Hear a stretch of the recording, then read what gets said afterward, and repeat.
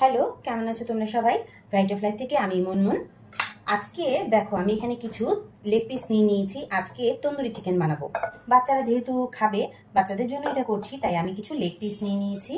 আর leg পিসটা আমি কি করছি দেখো, লেগ পিসটা আমি একটু এরকম করে চিড়ে দেবো।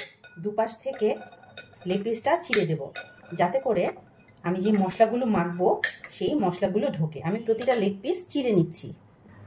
প্রতিটা চিকেন আমি এইরকম সুন্দর করে চিড়ে চিড়ে নিয়েছি, যাতে ভেতরে যে মশলাগুলো দেব সেগুলো ঢুকে যাবে।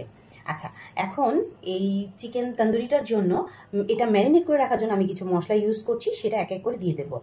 আমি এখানে পেঁয়াজ, রসুন, আদা আর গোলমরিচ একসাথে ব্লেন্ড করে রেখেছি, সেটা দিয়ে দেব।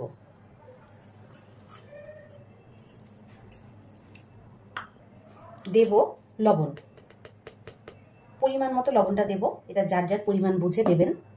দেব সামান্য একটু মরিচের গুঁড়া, যেহেতু বাচ্চারা খাবে, বেশি ঝাল দেব না। দেব 1 চামচ সয়া সস, আর দেব 1 চামচ মতো তন্দুরি মশলা।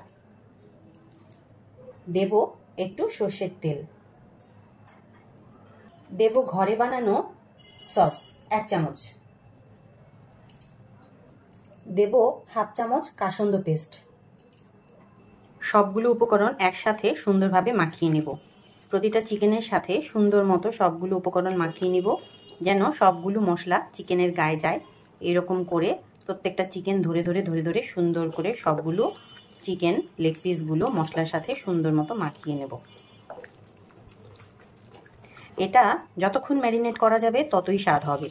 তো আমি এটা যেহেতু তাড়া নেই, আমি 1 ঘন্টা ম্যারিনেট করে রেখে দেব।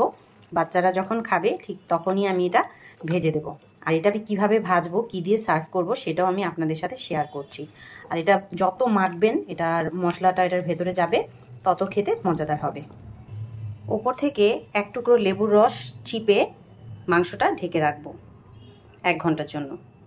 তন্দুরি চিকেনগুলো প্রায় 1 ঘন্টা ম্যারিনেট হয়ে গেছে। 1 ঘন্টা পর চলে এসেছি, আপনাদের সাথে কিভাবে ভাজবো সেটা শেয়ার করব। ফ্রাই প্যান গরম হয়ে গেছে, আমি তন্দুরি চিকেনটা বাটার দিয়ে ভাজবো। দিয়ে দিচ্ছি বাটার।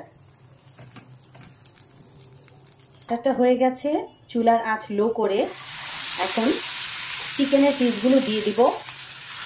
অল্প আছে, আস্তে আস্তে সুন্দর করে ভেজে নেব।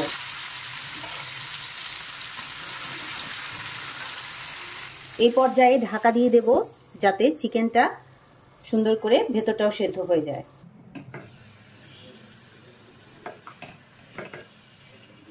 এভাবে উল্টে পাল্টে আস্তে আস্তে করে সবগুলো চিকেন ভেজে নেব।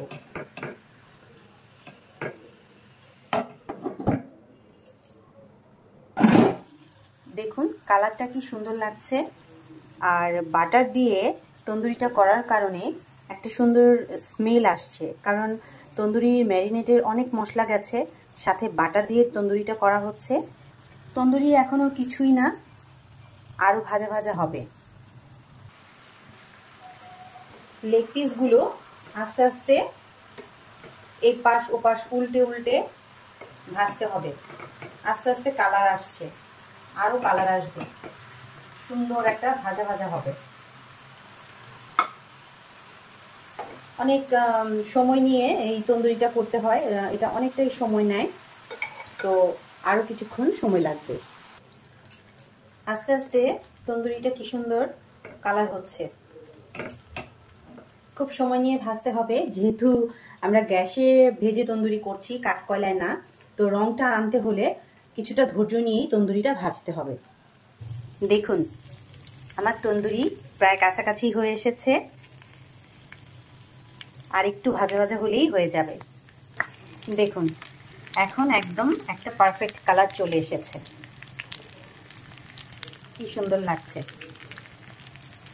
তন্দুরিগুলো একদম কমপ্লিট হয়ে গেছে, আমি এখন সার্ভ করে নিচ্ছি।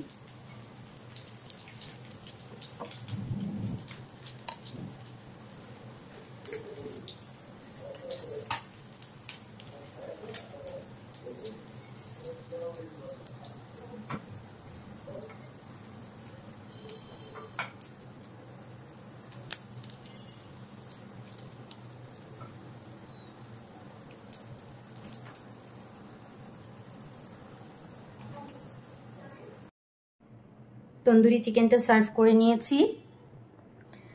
এটা সাধারণত আমার বাচ্চারা পরোটা দিয়ে খেতে ভালোবাসে, পোলাও দিয়েও খেতে খুবই মজা লাগবে। তো আমি ওদের পরোটা দিয়েই সার্ভ করছি। আমার রেসিপিটা ফলো করে আপনারাও খুব সহজে বাড়িতে তন্দুরি চিকেনটা বানিয়ে খেয়ে দেখুন। একদম পারফেক্ট একটা তন্দুরি চিকেন।